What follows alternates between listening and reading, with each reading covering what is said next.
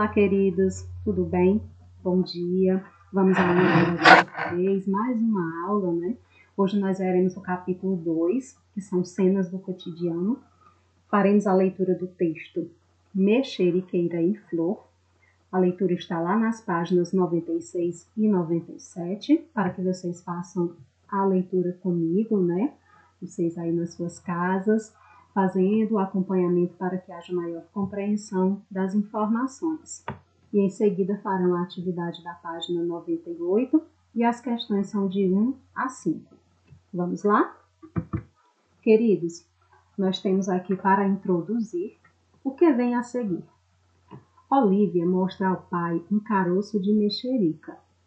Que relação pode existir entre esse fato e o título da crônica?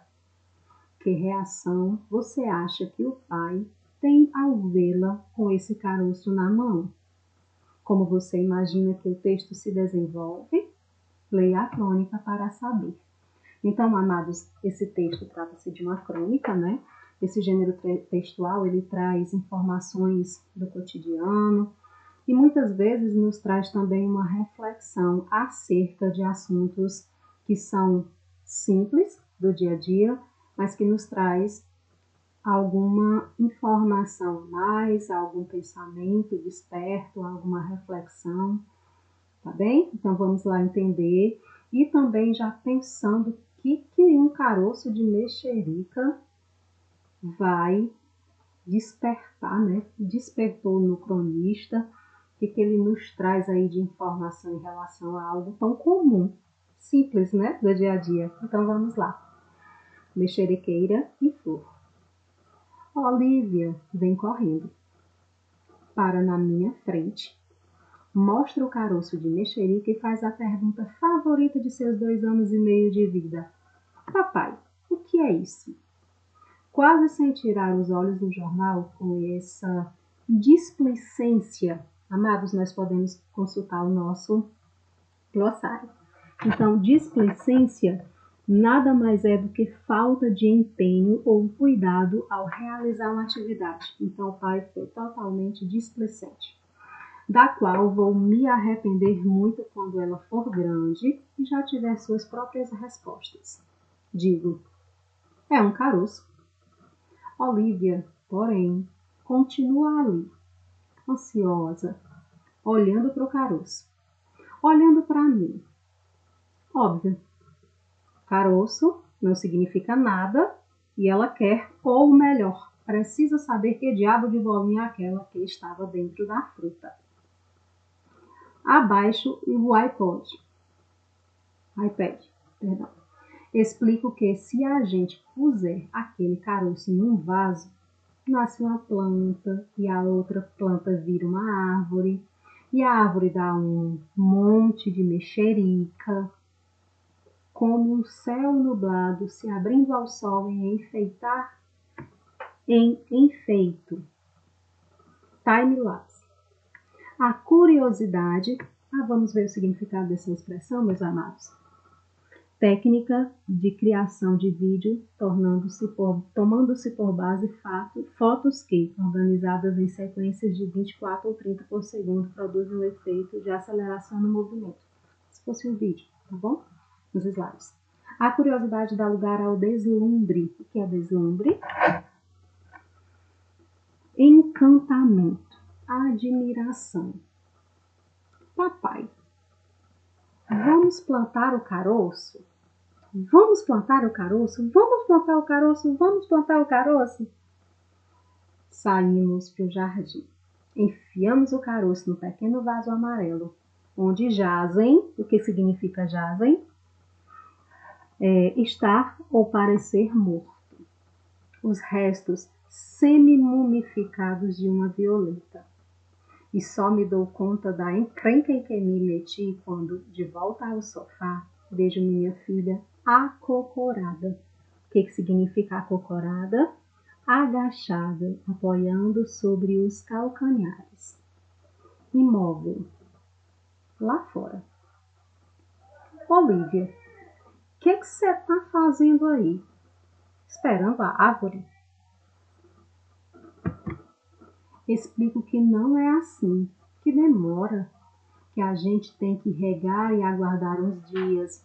Mas a minha surpresa, calma, aliás, a minha suposta calma esconde uma ponta de pânico.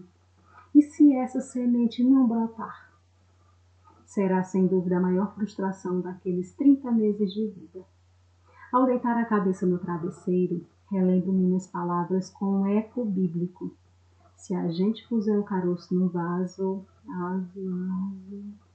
nasce uma árvore. Ore, ore. São dias de angústia na alameda dos araçás, perdão.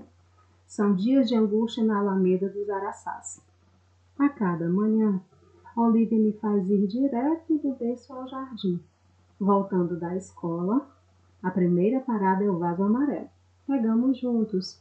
Olhamos a terra de perto por minutos a fio. Ela metralha perguntas. Que tamanho terá a árvore? Vai poder comer mexerica antes do almoço? Vai poder levar mexerica para a escola? Respondo sem olhá-la no olho. Na terceira noite de tribulação é um sofrimento causado por um acontecimento desagradável, por uma aflição. Proponho à minha mulher um esquema fraudulento. Opa, o que é fraudulento? Realizado por meio de fraude, de forma desonesta. Mentirosa, né? Compramos uma muda. Plantamos na madrugada. Ou arrumamos logo uma mexeriqueira em flor, cheia de frutas, já com balanço e casa na árvore. A Júlia só me faz uma pergunta. Caso a semente não germine, será que é a Olivia quem não vai aguentar a frustração? Brigo com Júlia. Critico sua psicanálise de botequim e viro para o lado ciente que ela tem toda a razão. Percebo que, desde o apito inicial de Brasil e Alemanha, não há acalento nenhuma esperança. De lá para cá, foi tudo 7-1. 7-1 na política, 7-1 na economia, onde não tem lama, é deserto. Uma aridez total. E de uma hora para a outra, essa semente que vai virar planta, que vai virar árvore, que vai dar um monte de mexerica, ou não vai? Na quarta manhã, nem tenho coragem de ir lá fora. Abro a porta e deixo a Olivia sair correndo. Engulo a seco. Então, ouço seus gritos de euforia. Vou apressado até o vaso amarelo, ao lado dos despojos. O que é esse nominho? Significa algo que caiu ou foi arrancado com as folhas de uma planta. Da Violeta nasceu. Os despojos da Violeta nasceu. Tímida e espalhafatosa, que chama a atenção. Espalhafatosa é que chama a atenção. Uma Maria sem vergonha. Papai, você plantou uma flor. Você plantou uma flor. Você plantou uma flor.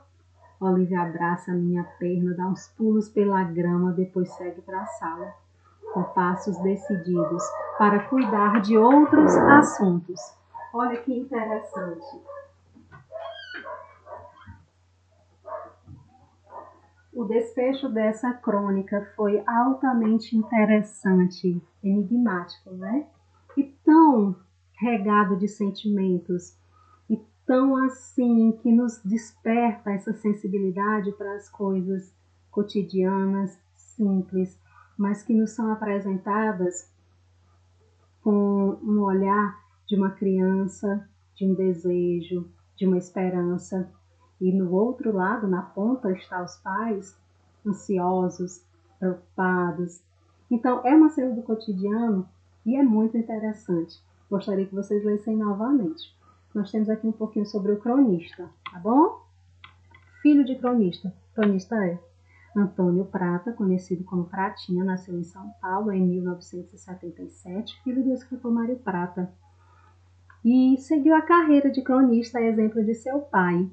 Dentre seus 10 livros publicados, 2 são de crônica, que é o Meio Intelectual, Meio de Esquerda, de 2010, e 30 e poucos, de 2016. Também publicou 2 livros infantis, Felizes para Sempre, em 2013, e Jacaré, Não, de 2016. E no início da carreira, livros de conto como O Inferno Atrás da Pia, de 2004. Antônio Prata também colaborou com a produção de roteiros para telenovelas como Avenida Brasil, de 2012, e A Regra do Jogo, de 2015. Muito bacana o texto. Agora vamos às questões? Antes de iniciarmos as questões, aqui algumas informações. O tom da crônica está ligado à intenção comunicativa do cronista. Um mesmo fato pode inspirar um texto humorístico, realista, dramático, reflexivo, soturno e etc. Assim, se o autor pretende enfatizar o humor da situação, é possível, por exemplo, produzir uma situação final inesperada. As crônicas costumam ser publicadas em colunas fixas, em revistas e jornais impressos, ou online. Por isso, é comum o cronista usar um tom de conversa e fazer referência a mensagens enviadas a ele.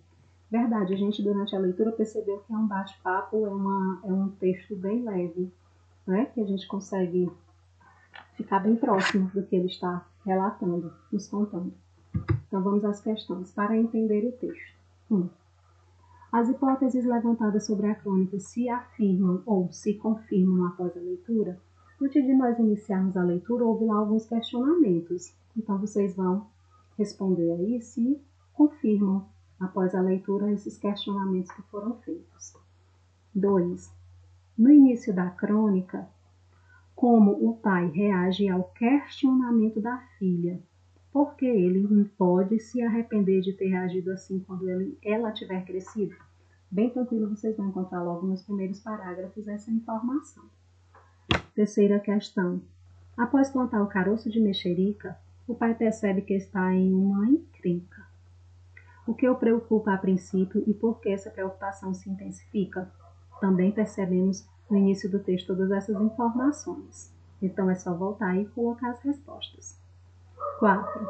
Nos dias seguintes, Olivia faz perguntas sobre a mexeriqueira ao pai, que responde aos questionamentos, abre aspas, sem olhá-la no olho, fecha aspas. Por quê? Por que ele respondeu dessa forma? Quinta questão. No sexto parágrafo, então você vai especificamente para o sexto parágrafo para responder os questionamentos. O pai propõe à esposa que enganem a filha. Foi isso mesmo. Item A. Ao responder à proposta dele, a esposa faz uma pergunta. Que a afirmação está implícita nessa pergunta e o que ele pensa sobre essa afirmação. Então você vai lá no parágrafo 6º, observa essa informação e responde a essas duas perguntas. Qual a afirmação que está implícita no lugar da pergunta, né? Nessa pergunta, na pergunta que foi feita, e também o que ele pensa sobre aquela informação, aquela afirmação. B. Que justificativas ele apresenta para se sentir dessa forma? Ele também apresentou justificativas, então você vai e coloca aí, tá bom? No item B dá 5, 6. Aliás, item C. Qual é o desfecho da situação vivida por pai e filha? O desfecho é o final, né? É o que, como se resolveu aquela situação. D. Pode-se dizer que o desfecho foi satisfatório para Olivia? Sim ou não? E justifica. E. Releia a última sentença do parágrafo, a última informação. Com base nela, pode-se supor que a preocupação do pai com a frustração de Olivia fosse exagerada? Sim ou não? E o porquê? Bem interpretativa esse item, está bem? Tranquilamente vocês conseguirão responder. Qualquer dúvida, volta ao texto. E vamos refletir. Seja um girassol. Por que um girassol, professora? Vamos pensar um pouquinho. Girassol é uma rosa, né? Uma flor belíssima que está sempre voltada para o sol. Então, volte-se para o que te faz sentir bem. Contagie o mundo com a sua luz. Fique de pé a cada amanhecer. Amados, sejam luz. E não há luz maior na nossa vida do que a presença de Deus. Que essa luz forte, que essa luz de um bem, de um amor inenarrável. Então recebam o meu abraço carinhoso. Fiquem com Deus. Não esqueçam de ver a atividade devidamente respondida e com cabeçalho impecável, tá bem? Um abraço e até a próxima aula.